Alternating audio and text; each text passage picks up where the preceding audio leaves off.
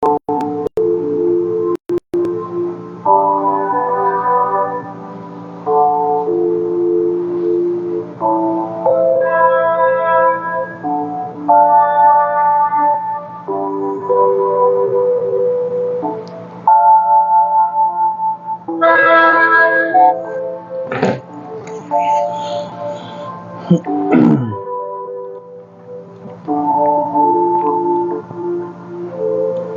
novo drone furtivo CH-7 da China está deixando os militares dos Estados Unidos com perguntas difíceis. O novo drone chinês CH-7, desenvolvido pela China Aerospace Science and Technology Corporation, é um veículo aéreo não tripulado furtivo de longo alcance projetado para rivalizar com o X-47B da Marinha dos Estados Unidos e com o RK-180 da Força Aérea. Conhecido como Kaihong-7 ou Rainbow-7, este drone de asa voadora prioriza furtividade, vigilância de longo alcance, capacidade de ataque, sendo ideal para ambientes contestados do Indo-Pacífico. Ele pode monitorar as zonas de combate, bloquear sinais inimigos e orientar ataques de precisão de bombardeiros ou caças amigos. A capacidade do CH-7 operar em cenário de guerra de alta tecnologia da China, uma ferramenta estratégica significativa capaz de ameaçar ativos navais e aéreos inimigos em todo o vasto teatro do Pacífico. Visto como um concorrente do X-47B e do RK-180 da Marinha dos Estados Unidos, o CH-7 ostenta capacidade de longo alcance e furtividade, ambas muito importantes no Indo-Pacífico. O CH-7 da China, um drone naval de baixa visibilidade de longo alcance, é à primeira vista bastante semelhante a uma plataforma comparável da Marinha dos Estados Unidos, o X-47B. Ambas as aeronaves são monomotoras com asas voadoras. A Corporação de Ciência e Tecnologia Aeroespacial da China, uma empresa estatal, desenvolveu o VANT. CH-7 significa Kaihong-7 ou Rainbow-7, embora muitos dos detalhes exatos sobre o CH-7 sejam desconhecidos devido à escassez de informações publicamente disponíveis. Alguns detalhes podem ser deduzidos das informações existentes, principalmente o que os próprios chineses disseram sobre o CH-7. Shei Wen, projetista-chefe da série CH, falou ao Xin Daily, jornal de propriedade do Partido Comunista Chinês, e afirmou que os drones de combate existentes no mercado internacional são adequados para as guerras de baixa intensidade, como operações antiterrorismo, mas não conseguem lidar com conflitos de alta tecnologia que geralmente envolvem caça ou mísseis de defesa aérea modernos. Em comparação às características do CH-7, como sua alta velocidade e capacidade furtiva, o tornam ideal para confrontos de alta tecnologia. Esta é, em essência, a mesma linha divisória que separa os tipos de drones usados pelos Estados Unidos no Afeganistão e no Iraque. Isto é, drones persistentes de alta altitude, sem capacidade de baixa observação, daqueles necessários para sobreviver em ambientes aéreos altamente contestados, como o tipo que vimos durante a guerra na Ucrânia, onde os desenvolvimentos da guerra eletromagnética prejudicaram severamente as operações aéreas. Outra publicação chinesa, The Global Times, citou um executivo aeroespacial chinês e expandiu as funções do CH-7. As missões que o CH-7 pode realizar incluem monitoramento de zonas de combate, suporte eletrônico, interferência, e o radar que ele carrega pode realizar vigilância aérea e marítima de longo alcance, detectar grandes embarcações de superfície, de acordo com o desenvolvedor. Em outras palavras, explicou a publicação, o CH-7 é o olho de outras unidades de combate responsáveis pelo ataque, como bombardeiros ou caças, penetrando profundamente na área inimiga, aproveitando suas avançadas capacidades de furtividade e busca para localizar navios de guerra hostis, incluindo porta-aviões. Assim, bombardeiros outras unidades podem lançar mísseis com precisão, destruindo as embarcações inimigas a longa distância. A aparente ênfase em longo alcance e persistência em posição beneficiaria enormemente o Indo-Pacífico, que é o maior oceano do mundo, com vastas extensões de oceano aberto, separando os poucos pedaços de terra e atóis que pontilham a região.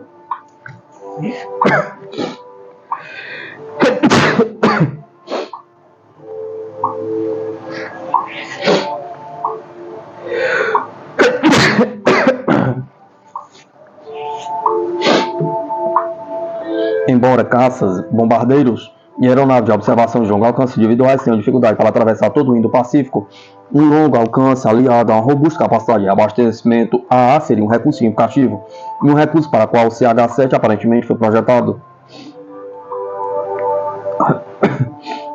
A plataforma de protótipo da Marinha dos Estados Unidos, o X-47B, é externamente semelhante ao CH-7 e tem características pouco observáveis. Um projeto de asa voadora com um motor enterrado na fuselagem. Uma publicação da Marinha dos Estados Unidos explicou que o X-47B foi projetado para ser um veículo de longo alcance que poderia operar a um teto de 40 mil pés. A velocidade classificada como subsônica alta, ou seja, mais de 600 milhas por hora, o objetivo do X-47 é demonstrar adequação para porta-aviões de veículos aéreos não tripulados. Ele está autorizado a voar apenas para 15 mil pés e 220 nós para testes. Mas acrescento que atualmente não há planos para operacionalizar o X-47B e as poucas fuselagens construídas estão supostamente indo para museus. Embora o X-47B compartilhe algumas semelhanças com o drone chinês em serviço real CH-7, também pode compartilhar algumas qualidades com o RK-180, o veículo aéreo não tripulado de vigilância furtiva e secreta em serviço na Força Aérea dos Estados Unidos. Ele compartilha amplamente o design de asa voadora e a filosofia de baixa observação, embora seu uso exato esteja sujeito a algumas especulações. Seu suposto tamanho grande, quase comparável aos bombardeiros Tilt B-2 ou B-21 da Força Aérea dos Estados Unidos, reforça o argumento de que o alcance do RK-180 deve ser superior a 16 mil km.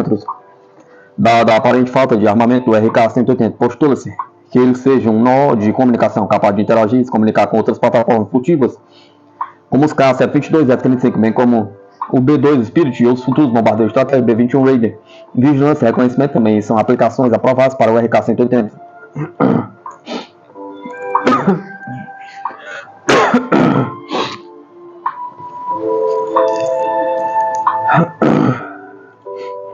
Embora o CH-7 da China compartilhe aparentemente algumas características com diversas plataformas americanas, seu carregamento de armas relatado aponta para um conjunto de missões ligeiramente diferente que prioriza ataques ofensivos em vez de vigilância persistente ou reabastecimento aéreo. No entanto, aliado ao reabastecimento ao CH-7, ao que tudo indica, oferece à China a capacidade de ataque de longo alcance e sobrevivência, aliado a características pouco observáveis. O Vietnã chegou a um acordo para comprar caça F-16 dos Estados Unidos.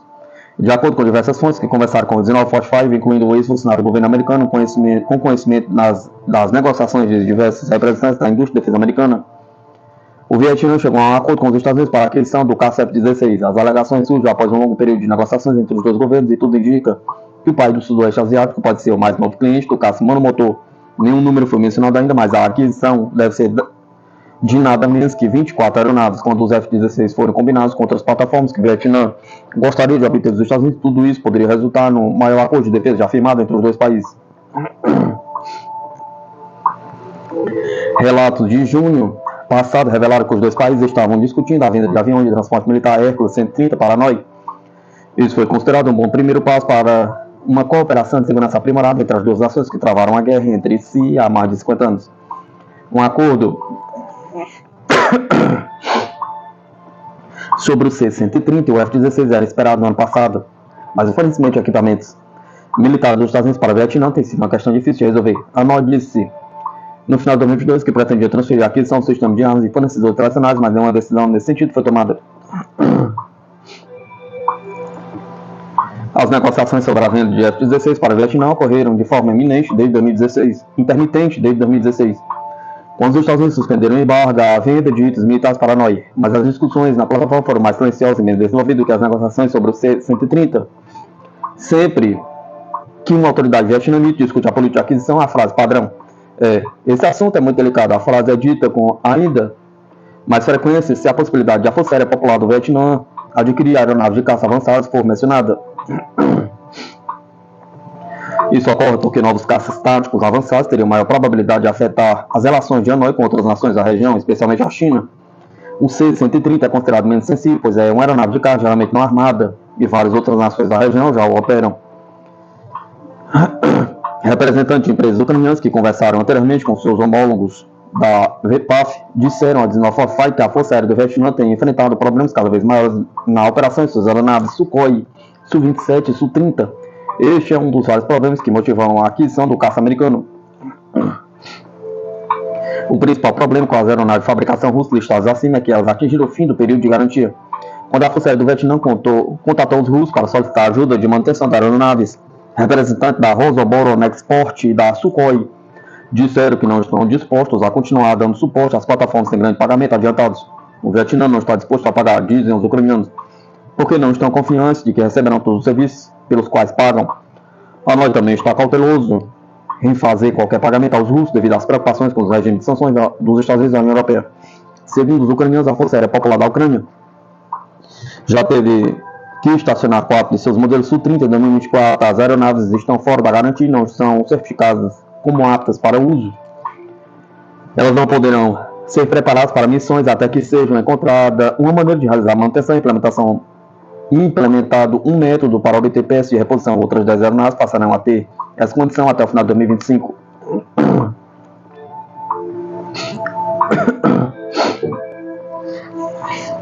Autoridades vietnamitas enfatizaram que a aprovação do Congresso dos Estados Unidos pode ser mais complicada para o F-16 do que para o C-130, com base nas dificuldades que a Ucrânia tem enfrentado com seus F-16. A Hanoi também está preocupada que mísseis avançados para o F-16, como o míssil AIM-120 AIM-RAM, possam não ser liberados para a venda ao Vietnã.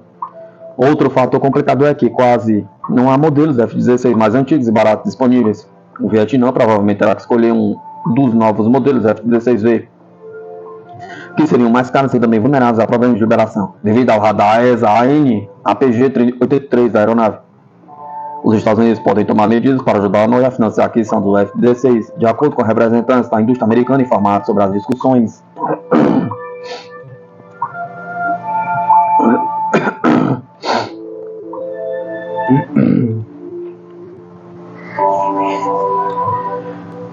A Marinha Americana não consegue construir submarinos de ataque da classe Virginia com rapidez suficiente. A Marinha dos Estados Unidos enfrenta a escassez crítica de submarinos da classe Virginia, já que a demanda supera em muito a oferta, especialmente no Pacífico, em meio às crescentes ameaças da China. Os submarinos da classe Virginia passaram por amplas atualizações, incluindo sonar avançado, navegação computadorizada, melhorias de furtividade e maior capacidade de misto no Marrocos. Esses submarinos são essenciais para a vigilância clandestina, dissuasão e apoio a operações especiais. Líderes da Marinha pediram uma aceleração nas taxas de construção de submarinos, enfatizando seu papel decisivo em um potencial conflito no Pacífico, principalmente em torno de Taiwan. Dada sua importância estratégica, expandir a produção de submarinos é crucial para manter a superioridade naval e garantir a prontidão em ambiente de ameaça. A Marinha dos Estados Unidos não consegue construir submarinos de ataque da classe Virginia com rapidez suficiente, pois a necessidade do comandante combatente pelo barco continua a superar em muito a oferta disponível. Os submarinos legados da classe Los Angeles estão sendo aposentados em um ritmo mais rápido que os da Virginia podem ser adicionados. Então o serviço está enfrentando um déficit de submarinos cada vez maior, principalmente no que diz respeito à vasta extensão do Pacífico. Submarinos de ataque, os Virginia em particular, são muito procurados devido à sua maior capacidade de conduzir missões clandestinas, de vigilância e dissuasão de alta tecnologia. Uma das principais razões pelas quais a Marinha dos Estados Unidos baseou formalmente o submarino da classe Virginia em Guam em novembro de 2024.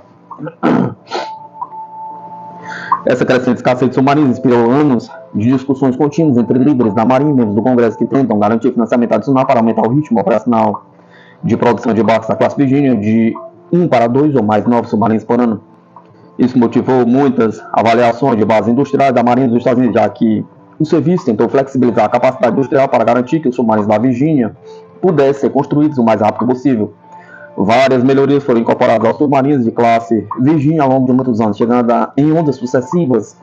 Algumas melhorias foram deliberadas e sucessivamente incorporadas em novos blocos ou variantes dos submarinos. Outras melhorias foram testadas em protótipos de submarinos e posteriormente integradas à frota. Os submarinos da classe Virginia do Bloco 3, por exemplo, são construídos com uma série de inovações que não apenas influenciaram o futuro da classe Virginia, mas também foram integrados aos submarinos de mísseis balísticos nucleares da classe Columbia. Os submarinos do Bloco 3 usam um cabo de fibra ótica em vez de um periscópio tradicional sobre a parte superior do casco para transmitir imagens e sinais do mastro e das antenas para qualquer lugar do submarino. O aumento da rede permite que os comandantes visualizem dados do sensor de qualquer lugar dentro do submarino sem precisar ficar embaixo do barco. Melhorias no sonar também foram incorporadas aos Virginia do Bloco 3, com um conjunto de sonar de proa de grande abertura, large, apertura e bowl maior de maior alcance. Isso permite maior alcance, detecção e maior fidelidade de imagem para comando e controle a bordo, buscando rastrear ameaças inimigas a distâncias mais seguras. Os submarinos da classe Virginia do Bloco 3 têm um lookout tank para operações especiais, uma área seca do barco que pode ser preenchida com água para mobilizar operadores submarinos abaixo da superfície. A maior e talvez mais significativa atualização do Bloco 3 provavelmente está relacionada à sua transição para um sistema de navegação automatizado por computador fly-by-wire. Em vez de serem operados por controles hidráulicos manuais, os Virginia do Bloco 3 são conduzidos por um sistema computadorizado que define automaticamente a profundidade e a velocidade, enquanto o humano executa o comando e controle. Esse sistema combina os melhores atributos da tomada de decisão humana com o trabalho rápido, processual e analítico, realizado com mais rapidez por computadores. Essas inovações integradas estão sendo adicionadas aos barcos Virginia, Bloco 4 e Bloco 5, que também estão em construção.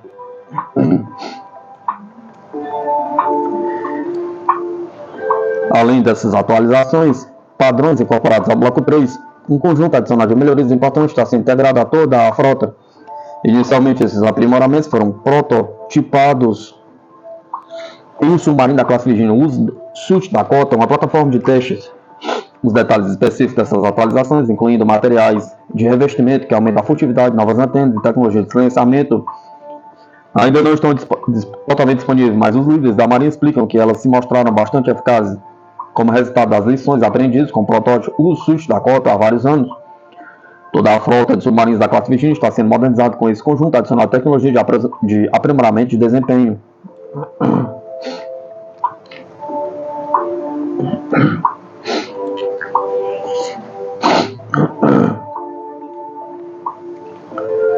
Também há aumento significativo no poder de fogo da classe Virginia com seus submarinos do Bloco 5, já que eles estão armados com uma seção central adicional de 80 pés, repleto de torpedos Tomahawk. Isso representa um aumento significativo no poder de fogo, já que o Bloco 5 aumenta o número de Tomahawks que um submarino pode transportar em 28 mísseis de 12 para 40. A adição dessas as atualizações não só levou os comandantes de submarinos a solicitar o número maior de submarinos da classe Virginia, como também inspirou ajustes táticos. As tecnologias aprimoradas de sonar e silenciador agora permitem que os submarinos de ataque da classe Virginia conduzam com sucesso missões adicionais de vigilância, além de operações de projeção de potência e poder de fogo. Dadas as atuais circunstâncias de ameaça no mar da China Meridional e em Taiwan, a escassez de submarinos da Marinha dos Estados Unidos é particularmente relevante no Pacífico. É realista supor que os submarinos de ataque da Marinha dos Estados Unidos possam fazer uma diferença decisiva na salvação e defesa de Taiwan. Grandes navios de superfície são bastante relevantes, mas podem ser facilmente avistados por satélites e por diversos tipos de tecnologia de vigilância de superfície, terrestre e aérea. Submarinos de ataque, por outro lado, seriam posicionados para se aproximar mais de áreas costeiras de alta ameaça ou de frotas de superfície inimigos com poder de fogo suficiente para manter alvos inimigos em risco.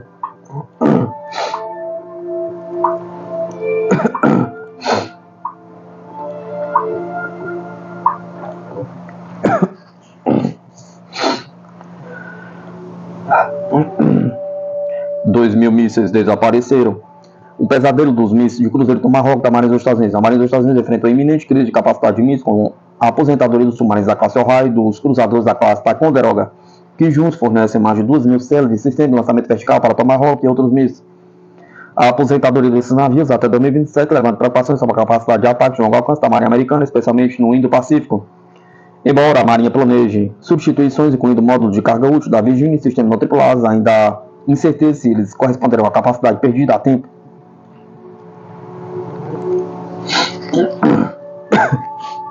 Garantir a superioridade contínua dos mísseis será crucial para a dissuasão estratégica e a prontidão militar dos Estados Unidos, à medida que as tensões aumentam globalmente, destacando a necessidade urgente de investimento e ação oportunos.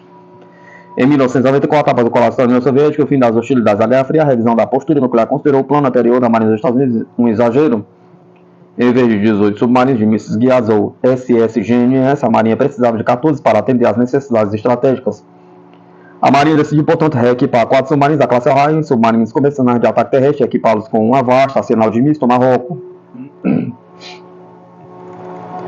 Cada um dos 4 submarinos reconfigurados ostentava incríveis capacidades ofensivas, 154 mísseis de cruzeiro Tomahawk. Juntos, os 4 SSGNS representam mais da metade da capacidade de carga útil de lançamento vertical da força dos submarinos, com cada SSGN capaz de transportar até 154 mísseis de cruzeiro Tomahawk de ataque terrestre. Os mísseis são carregados em canisteres de múltiplas munições de 7 disparos em até 22 tubos de mísseis.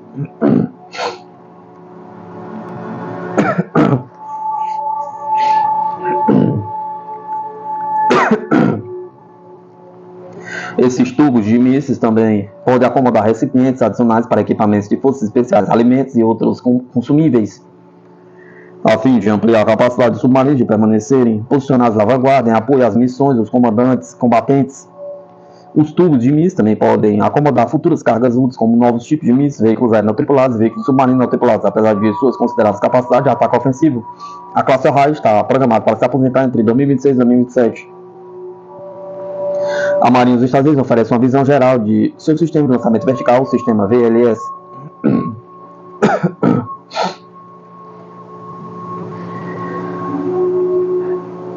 O sistema de lançamento vertical MK-41 é um sistema fixo vertical de armazenamento e disparo de múltiplos mísseis que permite que os navios da Marinha aumentem significativamente sua cadência de tiro. Como o míssil é lançado verticalmente, então gira em direção ao alvo, não há necessidade de o lançador estar apontado para o alvo de o navio manobrar antes do lançamento. O sistema VLS também elimina o tempo necessário para que os lançadores ferroviários fossem recarregados para o lançamento subsequente.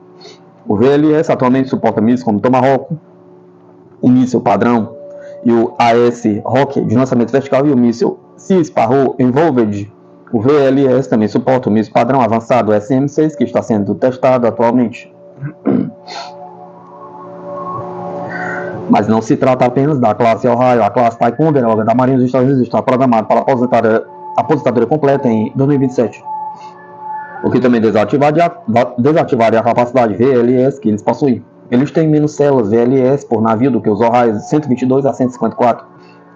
Isso dá um total de 1.464 células VLS para os cruzadores e 616 células VLS para os SSGNS, para um total combinado de 2.080 células VLS.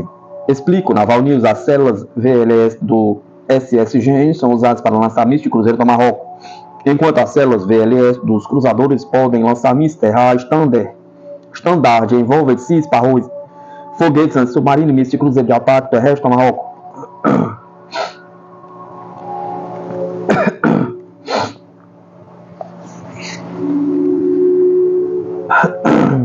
Quando questionado pela Naval News, o vice-almirante James Pitt, chefe adjunto de operações navais para requisitos e capacidade de combate, disse que estava preocupado com a potencial escassez de Tomahawk. Na verdade, uma escassez de VLS, disse o seguinte: a curto prazo, eu diria que temos muitas células VLS para os mísseis Tomahawk em estoque, tanto na superfície quanto no fundo do mar.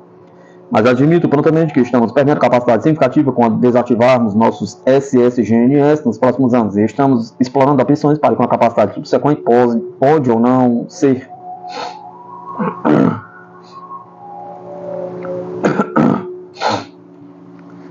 E como você apontou, nesse interim a capacidade de substituição é construir o módulo de carga útil Virginia para os submarinos da classe Virginia, e construiremos vários deles para ajudar a mitigar a perda dos SSGNS. E na superfície estamos continuamente observando e explorando nossa família de sistemas não tripulados, desde os pequenos até os grandes, e como as cargas úteis que colocamos em cada um deles podem contribuir para substituir ou fornecer alguma capacidade VLS adicional. Mas a curto prazo temos células VLS suficientes para as munições que temos em estoque.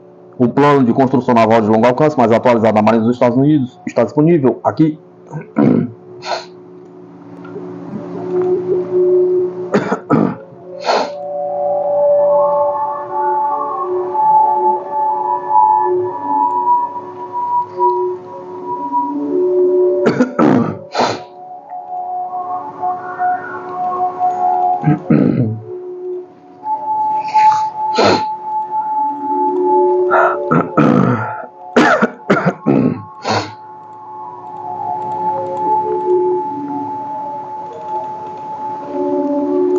Marinha dos Estados Unidos pede por frota de 381 navios para revitalizar a construção naval de Smith. Na última quarta-feira, o presidente norte-americano Donald Trump sancionou a nova política que visa revitalizar a indústria de construção naval dos Estados Unidos, que está abaixo dos níveis de produção de seus rivais da República Popular da China.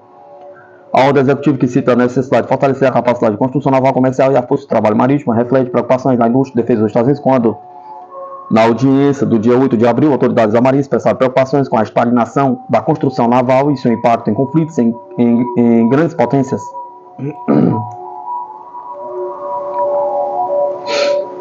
Em março de 2024, a Marinha estabeleceu a meta de aumentar sua frota de navios de força de batalha para 381 nos próximos 30 anos, exigindo um investimento de pelo menos 40 bilhões de dólares por ano. Atualmente, a frota tem mais de 300 navios de guerra e esse número deve cair, com mais navios sendo aposentados do que comissionados até 2027.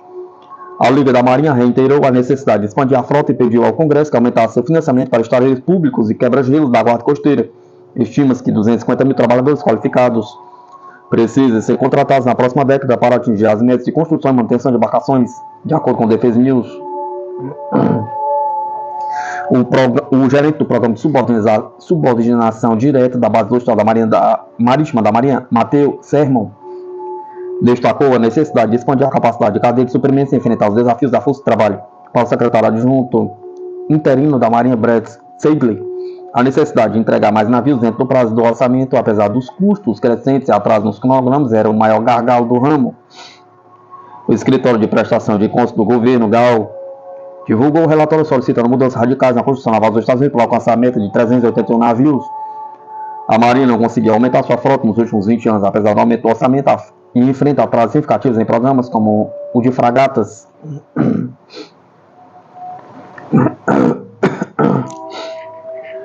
A construção naval dos Estados Unidos está impactando a entrega de embarcações norte-americanas e a demanda por submarinos da classe Virginia pela Austrália.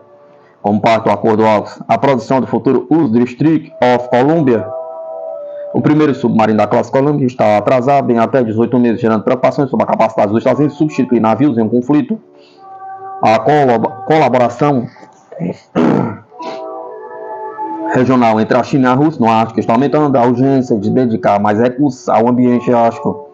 A estratégia para o Ártico de 2024 do Pentágono destaca a região como para a competição estratégica. Os Estados Unidos devem estar prontos para enfrentar o desafio ao lado dos aliados e parceiros.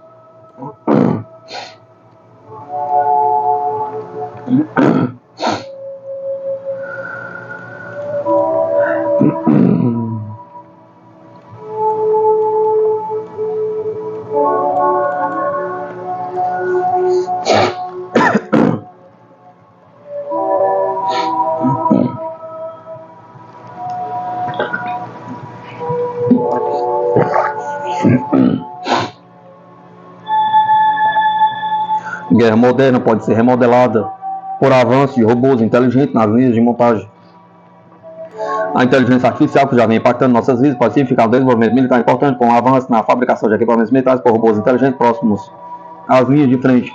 Segundo um artigo publicado no Journal of Extreme Manufacturing, de uma equipe internacional de pesquisadores da Universidade Estadual da Califórnia, Northridge, da Universidade Nacional de Singapura, do Laboratório de Profissionais da NASA e da Universidade de Wisconsin, Madison. Uma nova forma de treinar robôs de linha de montagem pode revolucionar a forma como as Forças Armadas fabricam drones e outras armas, permitindo a fabricação em larga escala perto das linhas de frente. Enquanto os Estados Unidos e China intensificam sua guerra comercial, um tópico central para a estratégia de defesa nacional norte-americana está na velocidade em que o Washington pode produzir equipamento militar. E neste cenário, que robôs inteligentes podem significar o próximo passo na era da manufatura.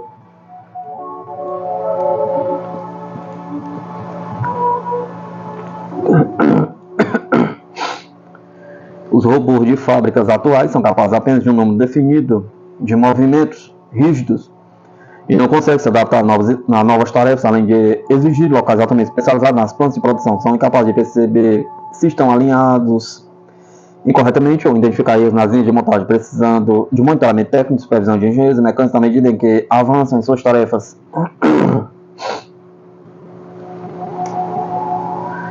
O novo sistema utiliza engenheiros altamente qualificados para treinar robôs em uma gama muito mais ampla de movimentos semelhantes aos humanos, permitindo que percebam um nível básico, entendam o que estão fazendo quando combinado com a tecnologia de impressão 3D. A estrutura abre a possibilidade de fabricação completa de eletrônicos de ponta a ponta, com os pequenos drones que têm significado um passo determinante para a guerra moderna. Entretanto, analistas de política internacional compreendem que a questão pode ser ainda mais profunda, atingindo a disputa hegemônica posta pelos Estados Unidos e a China, em um momento em que a maior economia do mundo tem que se tornar mais competitiva diante da capacidade de produção chinesa.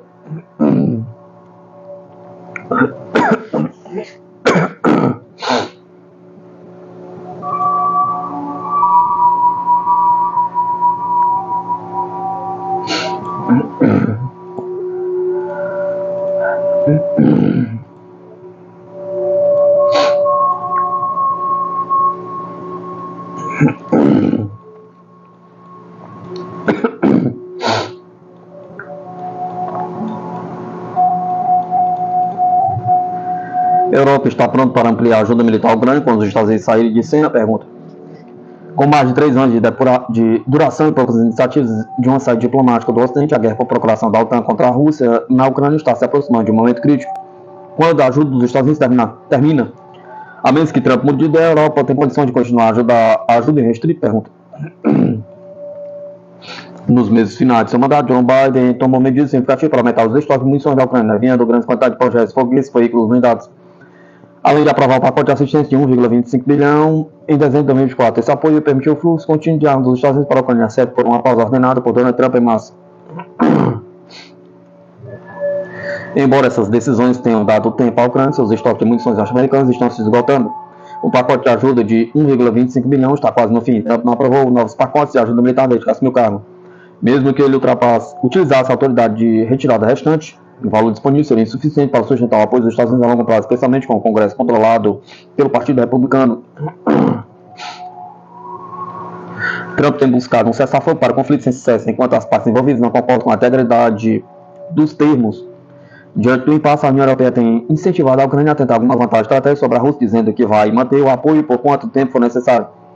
Mas a superioridade russa tem se provado diariamente, mesmo com a flagrante violação unilateral ucraniana do cessar-fogo para infraestruturas críticas de 30 dias mediado pelos Estados Unidos. Líderes europeus têm se mobilizado para ajudar a Ucrânia na ausência da liderança norte-americana. Discussões sobre uma força de segurança pós-guerra são importantes, mas é necessário um planejamento mais aprofundado para lidar com a iminente perda de apoio material dos Estados Unidos. De acordo com o The Guardian, os apoiadores europeus da Ucrânia enfrentam duas questões principais. Como a Ucrânia pode persistir em uma combinação de produção nacional de armas, assistência europeia e compartilhamento de inteligência dos Estados Unidos, e como financiar esse apoio. Países europeus devem aceitar maior risco ao doar seus próprios equipamentos militares e aumentar os gastos com defesa para repor seus estoques. Ainda segundo a apuração, a Europa deveria direcionar mais recursos para a base industrial de defesa da Ucrânia, que está produzindo drones, munições e capacidade de defesa aérea, enquanto a Inglaterra e a França deveriam tentar negociar com o governo Trump para garantir mísseis de defesa aérea adicionais para a Ucrânia, com os europeus pagando a conta, é claro.